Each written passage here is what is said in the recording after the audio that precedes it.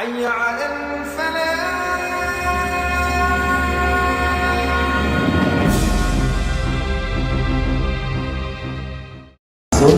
Saya Ketua Majelis Umat Buddha Theravada Indonesia, Pak. Dan satu kebahagiaan bagi saya pada hari ini bisa menghadiri dalam acara dialog yang sangat luar biasa ini. Dan sangat pertama sekali saya pada hari ini bisa bertemu dengan Pak Habib Rizik yang sangat saya hormati. Dan pada kesempatan ini saya izin untuk bertanya kepada Pak Habib. Saya sering mendengar di media maupun di cerita-cerita dari teman-teman tentang kata-kata kafir, Pak Habib. Untuk itu pada kesempatan ini saya ingin bertanya langsung kepada Pak Habib, apa sih yang dimaksud dengan kafir itu, Pak? Sehingga kami jelas apakah kafir itu yang dimaksud yang dari kuping yang saya dengar ini salah pengertiannya tentang kafir itu. Karena saya sering mendengar yang disebut kafir-kafir ini Cina-Cina kafir atau apa gitu, Pak Habib. Untuk itu saya mohon supaya langsung bisa mendengar dari Pak Habib langsung, sehingga saya bisa kasih tahu kepada umat-umat, oh kafir itu ternyata salah nih, seperti itu. Terima kasih, Pak Habib. Terima kasih kepada Pak Masud. Jadi mengenai istilah kafir ini diambil dari bahasa Arab, dari kata kufrun, huruf kaf, fa, dan ro. Kufrun ini pengertian secara bahasa itu adalah pengingkaran atau kedurhakaan. Jadi siapa manusia yang mengingkari akan adanya Allah Subhanahu wa Ta'ala, mengingkari kenabian Muhammad, mengingkari Al-Quran, mengingkari hukum Tuhan, bagi umat Islam, saya garis bawahi, bagi umat Islam mereka disebut kafir. Kafir ini istilah. Nah, saya pikir kalau ada umat beragama lain yang menganggap umat di luar agama mereka adalah kafir kepada keyakinan mereka, secara bahasa itu sudah benar. Nah, tinggal yang jadi persoalan adalah bagaimana kata ini jangan digunakan untuk penistaan. Nah, ini yang penting yang mesti kita jaga. Nah, karena itu dalam kesempatan ini saya senang sekali ada pertanyaan ini. Saya ingin memisahkan antara pluralitas dengan pluralisme. Nah, ini kan kadang-kadang suka rancu. Ada Majelis Ulama Indonesia mengeluarkan fatwa secara resmi bahwa pluralisme itu hukumnya adalah haram. Tapi disalahartikan oleh sebagian kelompok masyarakat. Mereka menuduh kalau Majelis Ulama Indonesia ini intoleran. Nah, karena itu di sini yang perlu kita luruskan, bagi kami umat Islam ada istilah pluralitas, ada istilah pluralisme. Pluralitas ialah kebinekaan, kemajemukan, keragaman. Yang kita umat manusia ini terdiri dari berbagai macam suku, budaya, adat istiadat termasuk agama.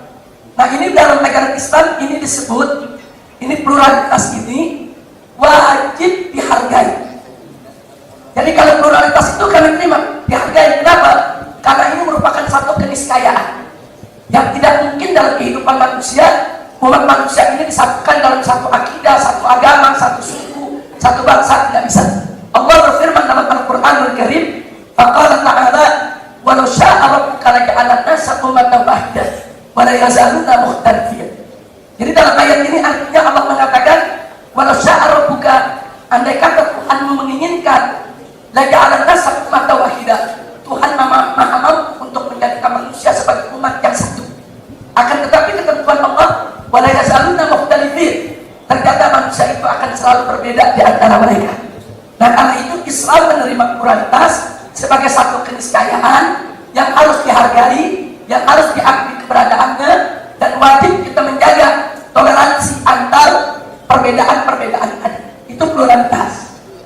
Nah, sedangkan pluralisme dalam pemahaman Majelis Ulama Indonesia yang sudah disebarluaskan di mana-mana, itu adalah suatu isme, suatu pemahaman, keyakinan, kepercayaan yang mengatakan semua agama sama, sehingga mereka melarang umat agama apapun, bukan hanya Islam, umat agama apapun mengklaim agamanya yang benar dan paling benar, agama lain salah. Ini pluralisme. Nah, sedangkan bagi ajaran Islam, setiap manusia apapun agamanya, dia berhak meyakini agamanya yang benar dan paling benar, dan dia tidak boleh dipaksa untuk membenarkan agama lain yang dia tidak yakini. Jadi bagi kami, biarkanlah orang Islam meyakini agama yang benar adalah Islam, yang paling benar adalah Islam, di luar Islam tidak benar. Itu hak dia. Begitu juga biarkanlah seorang Kristiani, seorang Buddha, seorang Hindu meyakini agama kami yang benar dan paling benar, di luar agama Buddha tidak benar. Itu hak dia untuk berkeyakinan dan untuk beragama. Gak boleh seorang Muslim memaksa Buddha untuk mengakui kebenaran Islam, dan gak boleh seorang Buddha memaksa orang Islam untuk mengakui kebenaran Buddha. Nah, jadi di sini biarkan masing-masing umat beragama itu bebas meyakini, bebas beragama, bebas dia mengklaim agama yang paling benar. Yang penting dia tidak boleh hina agama orang. Jadi silakan saja umat Kristiani menganggap bahwa umat Islam itu sudah kafir terhadap Yesus Kristus atau kafir terhadap ajaran Injil dan lain sebagainya. Itu hak mereka untuk menggunakan istilah tersebut. Tapi jangan gunakan istilah tersebut untuk menghujat, untuk mencaci maki. Nah, jadi jangan juga sampai dalam rangka untuk menjaga toleransi, akhirnya definisi kekafiran kita ubah-ubah. Ini nanti akan membuat ketersinggungan di antara umat beragama. Nah, artinya begini, umat Islam mengatakan, oh yang di luar Islam itu kafir. Tahu-tahu umat Islam dipaksa untuk mengatakan di luar Islam itu bukan kafir. Ini akan terjadi konflik yang luar biasa di dalam soal keimanan. Nah, jadi artinya itu suatu terminologi yang ada di umat beragama masing-masing. Mungkin Kristen punya istilah tersendiri apa arti kafir, mungkin Buddha juga punya istilah tersendiri apa arti kafir, dan umat Islam juga punya istilah tersendiri apa arti kafir. Tapi yang jelas dalam agama Islam tidak boleh kita menistakan agama apapun. Di dalam Al-Quran ada ayat yang berbunyi, la tasubul ladina yad'una min dunillah. Apa kata Allah dalam Al-Quran? Hei orang-orang yang beriman, hei umat Islam, la tasubul ladina yad'una min dunillah. Jangan sekali-kali kamu menista, mencaci maki orang-orang yang menyembah selain Allah. Ini larangan dari Allah dalam Al-Quran. Nggak boleh menista agamanya, nggak boleh menista agamawannya, nggak boleh menista ajarannya, nggak boleh. Nah, jadi ini merupakan salah satu prinsip toleransi di dalam agama Islam. Nggak sampai di situ. Dalam Islam juga ada ketentuan la ikraha fiddin. Tidak boleh ada pemaksaan di dalam untuk memeluk suatu agama. Jadi tidak boleh ada orang Islam memaksa umat beragama lain supaya masuk Islam, atau menteror, atau mengancam, atau menakut-nakuti, atau menjebak, atau menghipnotis, atau melakukan perbuatan-perbuatan yang tidak semestinya sehingga orang tersebut terpaksa masuk ke dalam ajaran Islam. Itu nggak boleh. Tidak boleh sama sekali ada pemaksaan dalam bentuk apa. Jadi nggak boleh mencaci maki, nggak boleh memaksa, nggak boleh menteror. Bahkan soal menteror perlu kita garis bawahi dalam Islam. Jangankan dalam suasana damai, dalam suasana perang, kita perang, dalam perang saja umat Islam nggak boleh menghancurkan rumah-rumah ibadah umat beragama lain. Umat Islam nggak boleh mengganggu agamawan mereka. Jadi kalau umat itu sudah masuk ke dalam rumah ibadah mereka bersama umat beragama mereka, dan mereka tidak terlibat dalam konflik peperangan, tidak boleh diganggu.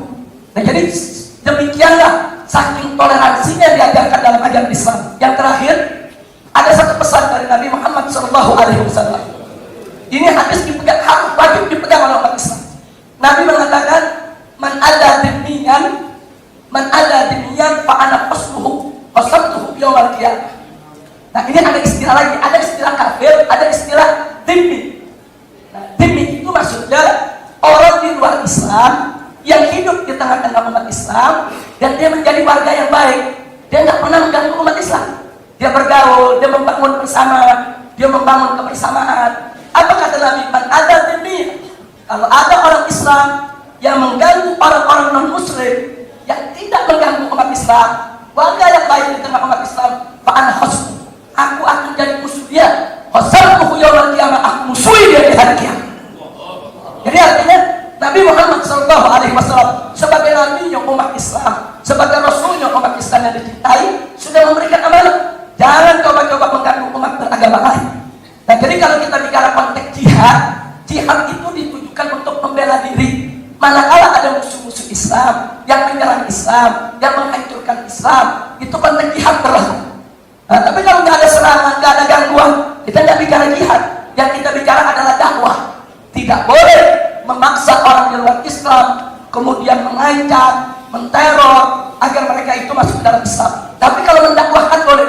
Oh, mendakwahkan dalam arti kata memperkenalkan Islam kepada umat beragama, silakan dengan cara bil hikmah, itu dengan cara yang penuh hikmah, wal mau'izatil hasanah, dengan pelajaran yang baik, wajadilhum billati hiya ahsan. Ini perintah Allah. Artinya kalau kau terpaksa harus berdialog, berdebat dengan orang di luar Islam, billati hiya ahsan, wajib kamu dialog dengan cara yang terbaik.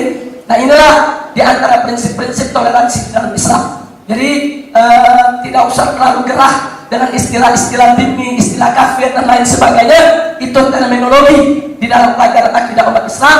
Yang penting jangan itu dijadikan untuk menghujat-hujat orang. Dan ketemu yang bukan muslim, oh kafir, wah lu makan masuk neraka lo. Nah ini nggak boleh. Nah, ini dilarang oleh Nabi. Jadi di dalam pergaulan tetap harus bukan muka yang manis, senyum yang indah, kemudian saling membantu, saling menolong, dan seterusnya. Nah, itu yang bisa saya sampaikan sebagai jawab. Terima kasih.